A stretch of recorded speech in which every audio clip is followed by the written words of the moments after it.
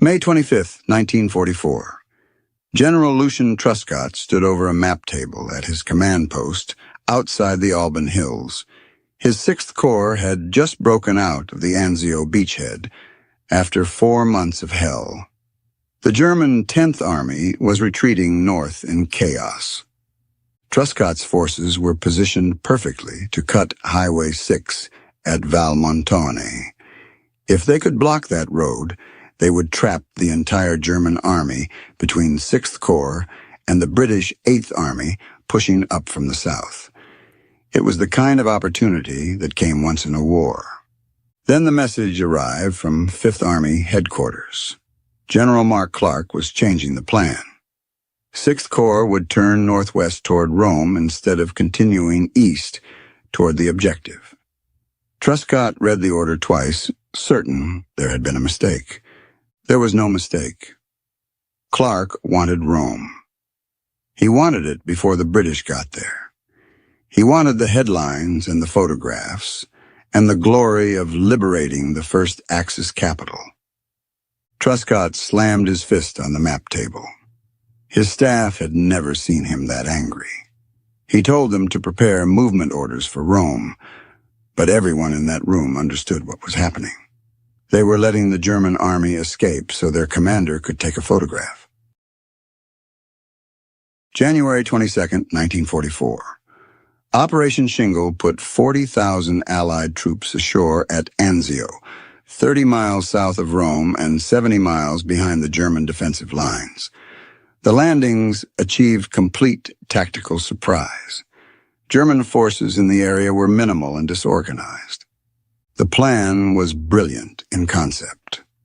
By landing behind the Gustav Line, where Allied forces had been stuck for months, 6th Corps would force the Germans to abandon their defensive positions or risk being cut off. Field Marshal Albert Kesselring would have to choose between defending Rome or saving his armies. The operation was commanded by Major General John Lucas. He was a cautious, methodical officer who had expressed serious doubts about the plan before the landing. Lucas believed the operation was too risky and that 6th Corps didn't have enough forces for the mission. General Mark Clark commanded the 5th Army, which included 6th Corps. Clark had pushed for the Anzio operation despite Lucas's concerns. Clark saw Anzio as the key to Rome, and Rome as the key to his place in history.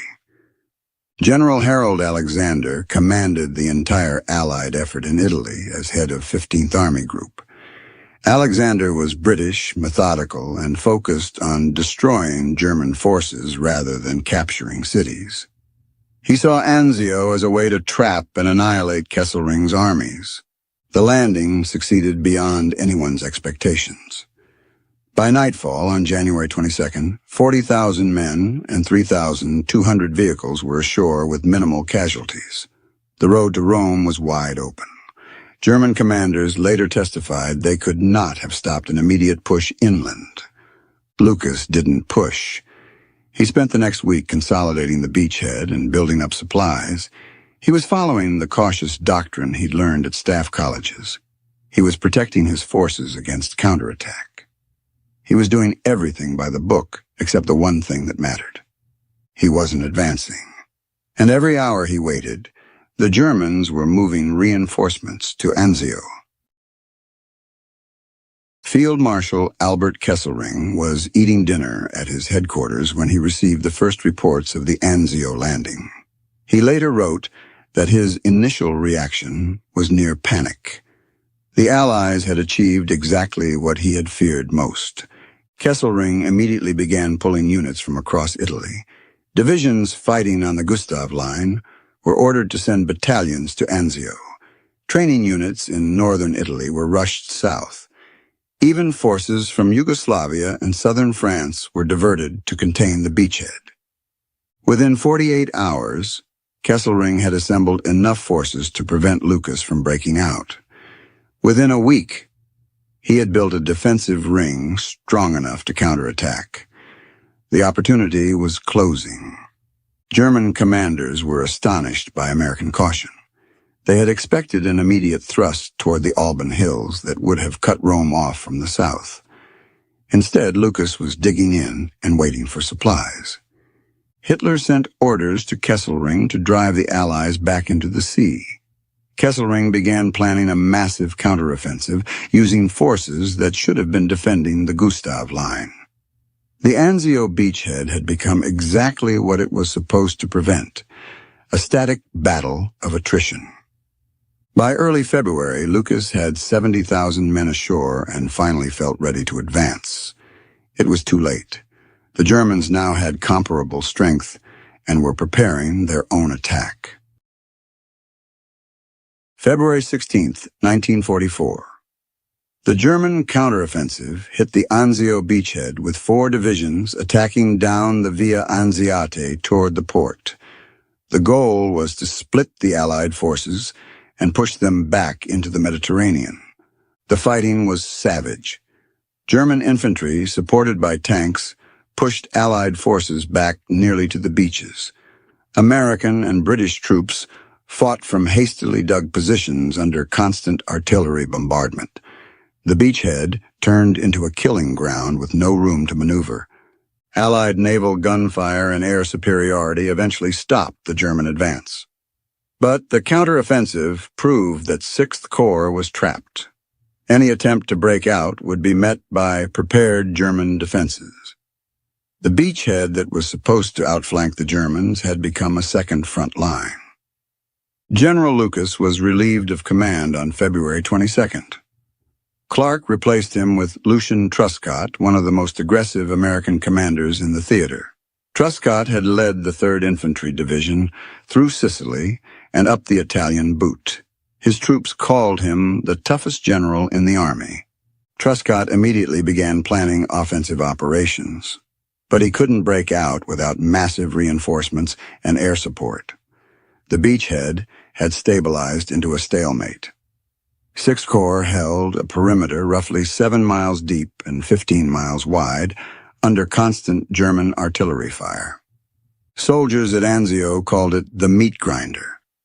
There was no cover from German artillery positioned in the Alban Hills.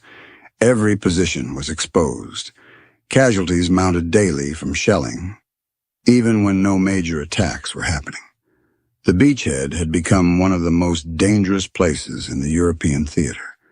Men lived in waterlogged foxholes for weeks without seeing the sky. They learned to distinguish the sound of the Anzio Express, a German railway gun that fired 600-pound shells that sounded like freight trains tearing through the air. There was no rear area. Cooks, clerks, and medics were dying just as often as riflemen. Psychological breakdown wasn't a sign of weakness. At Anzio, it was a mathematical certainty. The Gustav Line offensive south of Rome had also stalled. 4 separate attacks on Monte Cassino had failed with heavy casualties. By April 1944, the entire Italian campaign was stuck. The Allies were paying in blood for every mile and getting nowhere. Between January and May 1944, 6th Corps at Anzio suffered over 43,000 casualties. That number included 7,000 killed, 36,000 wounded or missing.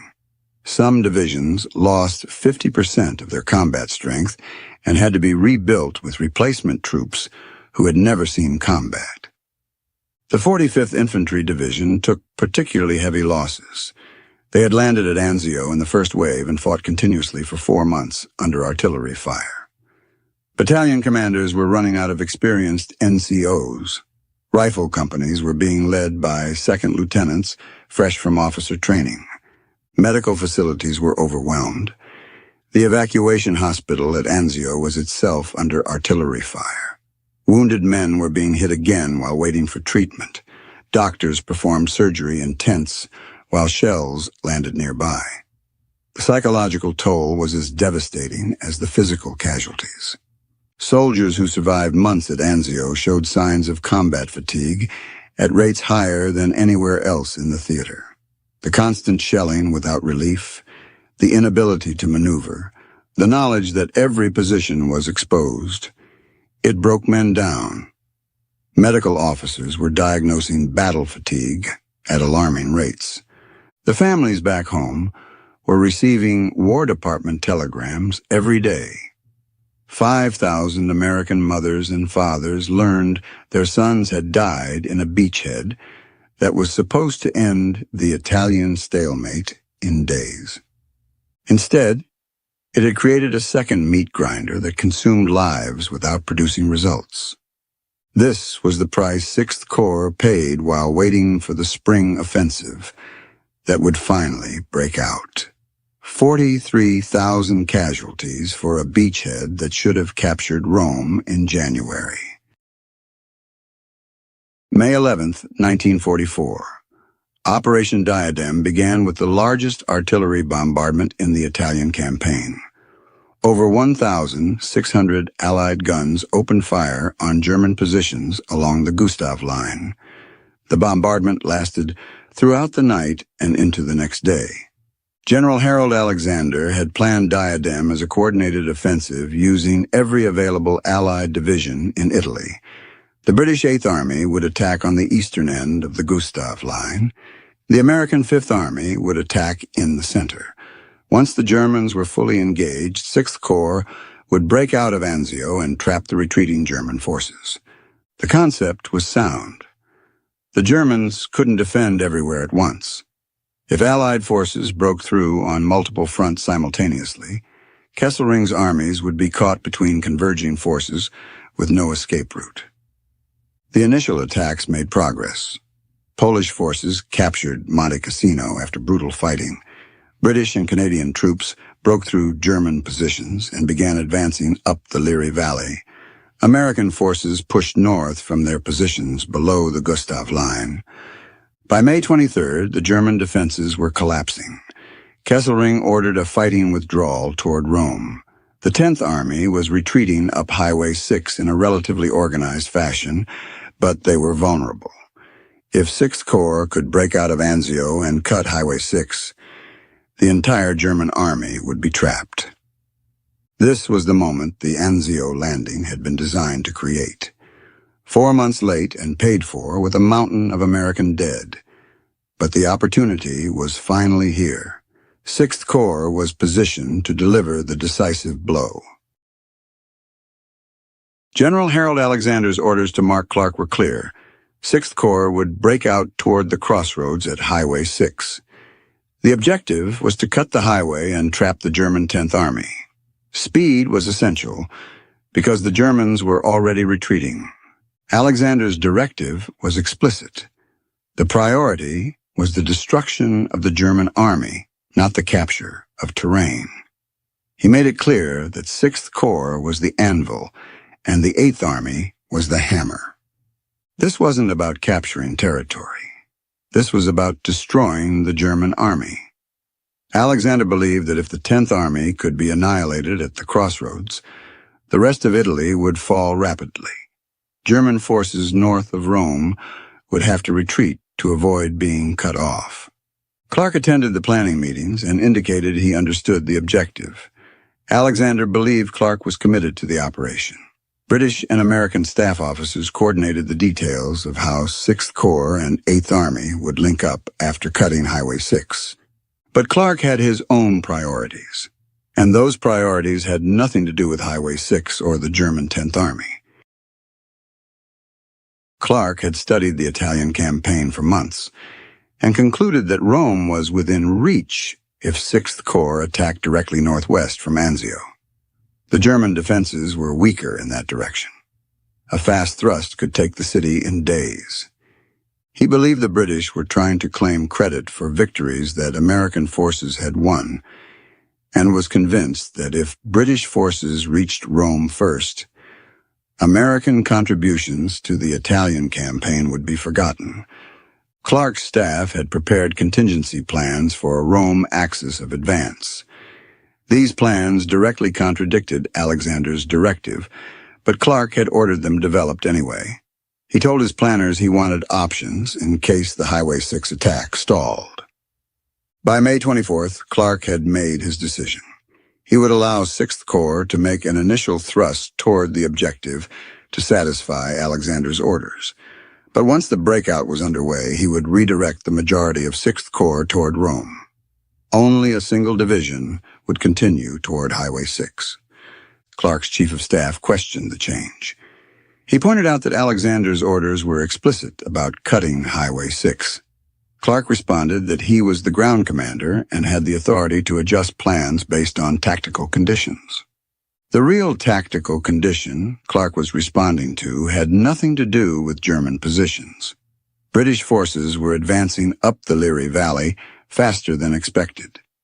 If they maintained their pace, they might reach Rome before American forces. That was unacceptable to Clark. He wasn't going to let the British take his city. May 23, 1944. 6th Corps attacked out of the Anzio beachhead with overwhelming force. 4 months of preparation and reinforcement had turned Truscott's command into a powerful striking force. The German positions that had contained them for so long were overrun in hours. The 1st Armored Division led the advance toward the objective. Infantry divisions followed, expanding the breach. German resistance was sporadic and disorganized. Kesselring's forces at Anzio had been weakened to reinforce the Gustav Line, and now they were paying the price. By May 25th, advanced elements of 6th Corps were approaching the objective. Highway 6 was within striking distance. Truscott reported to Clark that the trap was working exactly as planned. German units retreating up Highway 6 were starting to bunch up as they approached the threatened sector. Intelligence reports confirmed the worst-case scenario for the Germans. The 10th and 14th Armies were converging on Highway 6 in a massive traffic jam. The target wasn't just a road anymore. It was the entire German presence in Italy. The door was closing, and 6th Corps had their foot in it. Then Clark arrived at Truscott's headquarters with new orders. The majority of 6th Corps would turn northwest toward Rome immediately. Only the 3rd Infantry Division and the 1st Special Service Force would continue toward the crossroads. The main effort was being redirected. Truscott requested clarification. He pointed out that his forces were positioned perfectly to cut Highway 6. Redirecting now would allow the Germans to escape. Clark's response was blunt. The orders stood. Move toward Rome. Truscott protested the decision. He showed Clark the intelligence reports indicating how many German troops were about to be trapped. He explained that taking Rome meant nothing if the German army escaped intact to defend northern Italy. Clark listened and repeated his orders. Truscott returned to his map table after Clark left. His staff was waiting for instructions. One of his division commanders later described Truscott's reaction as cold fury. He didn't shout. He just stared at the map, knowing the war had just been prolonged. Truscott told his staff he had never disobeyed a direct order in his military career. He wasn't going to start now, even though he believed Clark's orders were catastrophically wrong. They would execute the turn toward Rome and live with the consequences. But first, Truscott made one final attempt to salvage the situation. He sent his most aggressive forces toward Highway 6 with orders to cut the road, regardless of what the rest of 6th Corps was doing. If they could block the road, it might be enough. The 3rd Infantry Division and 1st Special Service Force pushed hard toward the crossroads. They reached positions overlooking Highway 6 on May 30th. They could see German vehicles backed up for miles moving slowly north. Artillery observers began calling fire missions on the packed columns. It wasn't enough. 2 divisions couldn't block the entire highway against the German 10th Army determined to escape. The Germans fought through the roadblock with heavy casualties, but they got through. The majority of the 10th Army continued north. Truscott watched from his command post as the opportunity dissolved. Everything 6th Corps had suffered for 4 months at Anzio, every casualty, every day under artillery fire, All of it had been to create this moment. And Clark had thrown it away for a photograph. Years later, Truscott would write that he believed Clark's decision to abandon the Highway 6 trap was motivated purely by personal ambition. Clark wanted the glory of being first into Rome more than he wanted to destroy the German army. American soldiers would pay for that vanity for the next year. Between May 26th and June 4th, 1944, the bulk of the German 10th Army and remnants of the 14th Army retreated up Highway 6 through the Gap and continued north past Rome. Over 100,000 German troops escaped what should have been an encirclement and surrender. The retreat turned into an organized withdrawal. Kesselring's armies lived to fight again. German commanders later testified they had expected to be trapped. Their intelligence had tracked 6th Corps moving toward the crossroads. They knew Highway 6 was the only viable route north. When 6th Corps suddenly turned toward Rome instead, they couldn't believe their luck. Field Marshal Kesselring called it a miracle. He had prepared orders for the 10th Army to stand and fight at the crossroads, accepting that most of the force would be lost. When the American attack never came, he immediately ordered all forces to retreat through the opening before it closed. The Germans conducted a fighting withdrawal. They left rear guards to slow any pursuit. They destroyed bridges and mined roads behind them. But they were retreating, not surrounded. They were able to move their artillery, their vehicles, their command structure, everything that made them an effective fighting force. By June 4th, the last major German units had passed through the Gap and were establishing new defensive positions north of Rome. The trap Alexander had planned had failed. The 10th Army was intact and would defend northern Italy for another year. Kesselring later wrote that if Highway 6 had been cut at Valmontone, he would have lost the entire 10th Army. His only option would have been surrender. The Italian campaign would have ended in June 1944 instead of continuing until May 1945. June 4th, 1944. General Mark Clark led American forces into Rome. He made sure photographers were present to document his entry into the city. He also made sure British forces weren't present. Clark had ordered military police to block roads and prevent British units from entering Rome alongside American troops. The images show Clark standing in a jeep, waving to crowds, touring historical sites. He got exactly what he wanted. With the British blocked and the Germans escaping, Clark held a press conference in Rome the same day. He described the liberation as a great American victory and praised Fifth Army's soldiers without mentioning the German forces that had escaped through Highway 6 2 days earlier. While flashbulbs were popping in Rome, the men of the 3rd Infantry Division were 40 miles away, bleeding out on Highway 6 trying to hold back an entire German army with a fraction of the force they needed. They didn't hear the cheering crowds. They only heard the tank treads of the 10th Army slipping through their fingers. The American press celebrated Clark as a liberator. Headlines proclaimed the fall of Rome. Newsreels showed American troops marching through the city. For a brief moment, Clark was the most famous American general in Europe. The celebration lasted exactly 2 days. On June 6th, Allied forces landed in Normandy. D-Day immediately became the biggest story of the war. Clark's Rome victory was pushed to the back pages. The headlines he had sacrificed 100,000 German prisoners to achieve were forgotten within 48 hours. British commanders were scathing in private communications. General Alexander wrote to London that the opportunity to trap the German 10th Army had been thrown away for publicity.